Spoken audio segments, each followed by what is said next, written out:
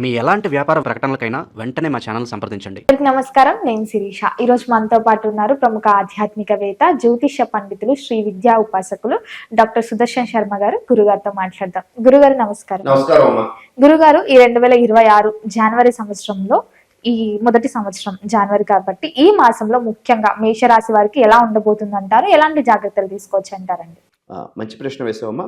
కాస్త ఈ విషయం గురించి మాట్లాడుకోబోయే ముందు కాస్త ఆధ్యాత్మికంగా దైవ ప్రార్థన చేసుకుని విషయంలోకి వెళ్దాం.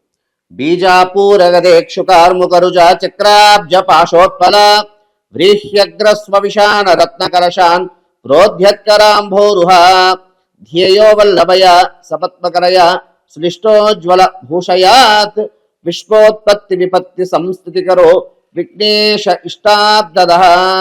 ఓం వాగర్ధావివ సంవృద్ధో వాగర్ధ ప్రతిపత్తయే జగదపితరం వందే పార్వతీ పరమేశ్వరో. శ్రీ మాతా పార్వతీదేవి పితాదేవో మహేశ్వరాయ నమో నమ. అస్మత్ పితు శ్రీ భమిడి వెంకట సుబ్రహ్మణ్య శర్మ పాదార విందాభ్యో నమో నమ. అమ్మ, ఈ ప్రధానంగా ఈ యొక్క 2026 సంవత్సరం మనకి ప్రధానంగా జనవరి మాసం తీసుకుంటే, ఈ యొక్క మాసానికి విషయం మేషరాశి వారి గురించి చెప్పుకోబోయే ముందు ప్రధానంగా తీసుకుంటే ఏ నక్షత్రం వారు మేషరాశి వారికి సంబంధించిన వారి విషయం గురించి తెలుసుకుందాం అమ్మ.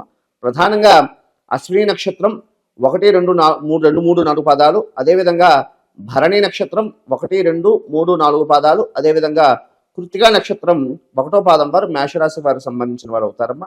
ప్రధానంగా తీసుకుంటే ఈ యొక్క మాసం జనవరి మాసం మేషరాశి వారికి చాలా విశేషంగా బాగుంది, ఆశాజనకంగా ఉంది. తలచినటువంటి ప్రతి పని కూడా అనుకూలమైనటువంటి గ్రహ దృష్టి, గ్రహ యోగ్యత, గ్రహ వీక్షణ అంతా కూడా చాలా అద్భుతంగా ఉందమ్మా. అయితే ప్రధానంగా గురువు అనుకోండి, అదేవిధంగా గురు సంచారం అనుకోండి, అదేవిధంగా శనేశ్వరుడు ఏలినాటి శని ఉన్నప్పటికీ కూడా గురు అనుగ్రహం ప్రధానంగా ఈ రాశి వారికి చాలా అద్భుతంగా ఉంది. కాబట్టి ఈ యొక్క మేషరాశి వారికి ఈ యొక్క జనవరి మాసం చాలా అద్భుతంగా ఉంది తల్లి.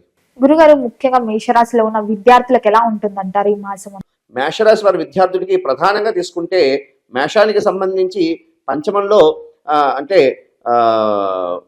దాన్ని ఏమంటారు, గురువు కూడా చాలా అద్భుతంగా చాలా విశేషమైనటువంటి స్థానంలో ఉన్నాడు. కాబట్టి ఈ ఈ యొక్క మేషరాశిలో ఉన్నటువంటి విద్యార్థులకి చాలా విశేషమైనటువంటి ఫలితాలు, అంటే స్వల్ప మాత్రం చదివి, అంటే కష్టపడి చదివితే ఖచ్చితంగా ఉత్తమమైనటువంటి ఫలితాలు రావడానికి అవకాశం అనేది ఉందమ్మా. గురుగారు, ముఖ్యంగా చాలా మంది వివాహ ప్రయత్నాలు చేస్తుంటారు. సో వివాహ యోగం ఉందంటారా ఈ మేషరాశి వారికి? ఖచ్చితంగా ఇన్నాళ్ళ నుంచో, ఎన్ని సంవత్సరాల నుంచో, ఎన్ని మాసాల నుంచో ఈ వివాహ విషయంలోని ప్రయత్నం చేసిన వారికి ఈ యొక్క మేషరాశి వారికి ఈ యొక్క మాసం ఖచ్చితంగా ఆశాజనకంగా ఉండడం కాదు, వివాహం అనుకోకుండా వివాహం కూడా అంటే ముడిపడడానికి అవకాశం ఉన్నది. రానున్న కాలంలో వివాహం అయ్యే యోగ్యత కనపడుతున్నది. గురుగారు, ముఖ్యంగా ఉద్యోగ వ్యవస్థలో ఉన్న వారికి ఉద్యోగం పట్ల ఎలా ఉంటుందంటారు? ఒకవేళ మారాలనుకుంటే, ఆల్రెడీ వీళ్ళకి ఏలినాటి శని నడుస్తుందన్నారు కాబట్టి ఉద్యోగం మారాలనుకుంటే మారొచ్చు అంటారా, లేకపోతే ఉన్న ఉద్యోగాన్ని కంటిన్యూ చేయమంటారు? కాస్త ఉద్యోగస్తులకు మాత్రం, ఈ యొక్క మేషరాశి వారి ఉద్యోగస్తులకు మాత్రం కాస్త అంటే అధికారులతో కాస్త ఇబ్బందులు రావడానికి అవకాశం ఉంటుంది. అధికారులతో మాట పడే యోగ్యత అయితే ఉన్నది. అదేవిధంగా వీరికి స్థానచలనం అయిన యోగ్యత అయితే ఉందమ్మా. ఈ యొక్క రాశిలో మేషరాశి వారికి సంబంధించిన వారికి ఈ యొక్క స్థానచలనం యోగ్యత అయితే కనపడుతున్నది. కాబట్టి కాస్త అధికారులతో కాస్త మాట పడకుండా, కాస్త చాణక్యుడి నీతి చెప్పిన విధానంగా కాస్త దాన్ని ఏమిటంటారు, బుద్ధితో ఆలోచనతో వెళ్తూ ఆ అధికారులను మెప్పించుకుంటూ కాస్త ఈ యొక్క ఏలినాటి శని యొక్క కాలంలో కాస్త జాగ్రత్తలు తీసుకోవడం వల్ల ఉత్తమమైనటువంటి ఫలితాలు కలగడానికి అవకాశం అయితే ఉంటుంది. గురుగారు, ముఖ్యంగా వివాహం జరిగి ఎవరికైతే సంతానం లేదని బాధపడుతుంటారో వారికి సంతాన యోగం ఉందంటారా?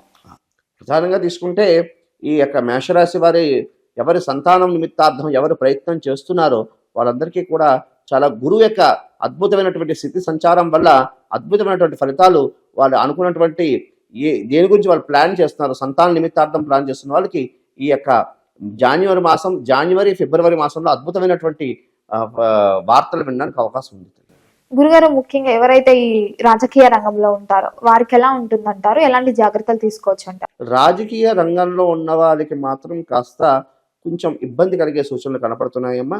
ఎందుకు అంటే మాట తీరు కాస్త సమాజంలో మీడియా పరంగా, ఎందుకంటే కుజుడు యొక్క సంచారం అంత అనుకూలంగా లేదు, వాక్కారకులైనటువంటి కుజుడు యొక్క సంచారం అంత అనుకూలంగా లేదు కాబట్టి కాస్త వాక్ కాస్త నియంత్రించుకుని ఉండడం వల్ల వారి యొక్క రాజకీయ జీవనం బాగుంటుందని చెప్పొచ్చమ్మా. గురుగారు, ముఖ్యంగా ఈ జనవరి మాసంలో వీళ్ళకి మేషరాశి వారు ఓన్ బిజినెస్ చేద్దాం అనుకుంటారు కదా, సో వాళ్ళకి ఓకే అనుకుంటారా? ఈ మాసం అంతా చేయొచ్చు అంటారా?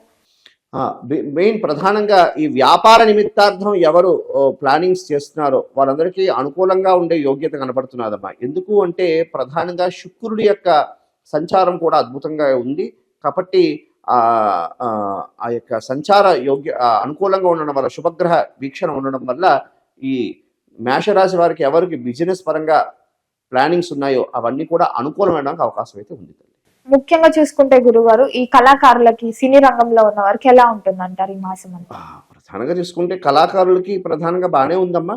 ఎందుకంటే రాహు సంచారం కూడా అద్భుతంగానే ఉన్నది కాబట్టి ఏకాదశంలో రాహు ఉన్నాడు.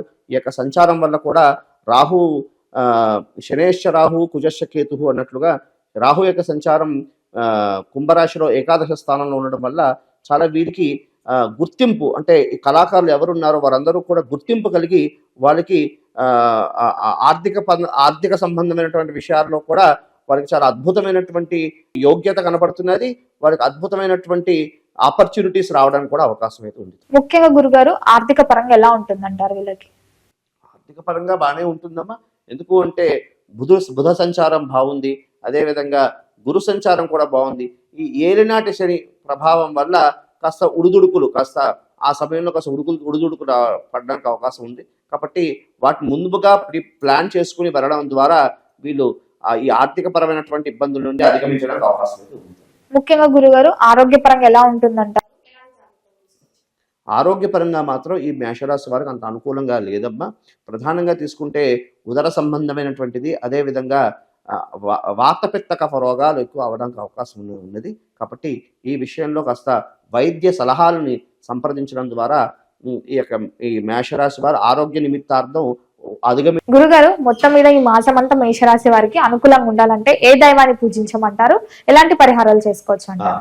ప్రధానంగా తీసుకుంటే ఈ మేషరాశి వారు ప్రధానంగా నవధాన్యాలని ధునిలో వేస్తూ ఉండడం, అదేవిధంగా నవగ్రహాలకి సంబంధించి నవగ్రహ దేవాలయంలో వెళ్ళి దీపారాధన చేస్తూ ఉండడం, ప్రధానంగా కాలభైరవాష్టకం. ఎందుకంటే ఈ యొక్క శని సంబంధమైనటువంటి దోషం, శనేశ్వరుడు, ఎందుకంటే ఏలినాటి శని వీరికి ప్రథమంలో ఇప్పుడిప్పుడే వచ్చింది కాబట్టి ఈ ఏలినాటి శని ప్రభావం వల్ల కాలభైరవాష్టకం పారాయణ చేయడం, అదేవిధంగా కాలభైరవుడికి గారెల దండ మెడలో వేసి కాలభైరవాష్టకం 9 శనివారం నాడు గారెల దండ మెడలో వేసి కాస్త కాలభైరవాష్టకాన్ని 9 సార్లు పారాయణ చేయడం ద్వారా ఈ యొక్క శని సంబంధమైనటువంటి దోషాల నుండి, అదేవిధంగా నవగ్రహ సంబంధమైనటువంటి దోషాల నుండి నివృత్తి జరగడానికి అవకాశం ఉంటుందమ్మా. అదేవిధంగా వీళ్ళు ప్రధానంగా దర్శించుకోవాల్సినటువంటి దేవత ఏమిటయ్యా అంటే శివాలయం. శివాలయం ఆరాధన చేయడం, శివలింగాన్ని దర్శనం, అంటే ప్రదోష కాలంలో సాయంకాలం పూట శివ ఆలయానికి వెళ్ళి అక్కడ దాన్ని ఏమంటారు ప్రదక్షిణం చేసుకోవడం ద్వారా, అదేవిధంగా శివుడికి కాస్త విశేషంగా దీపారాధన చేయడం ద్వారా ఈ యొక్క నవగ్రహాల నుండి ఈ యొక్క దోషాల నుండి నివృత్తి జరిగి వాళ్ళకి శుభ ఫలితాలు పొందడానికి అవకాశం అయితే ఉంది తల్లి.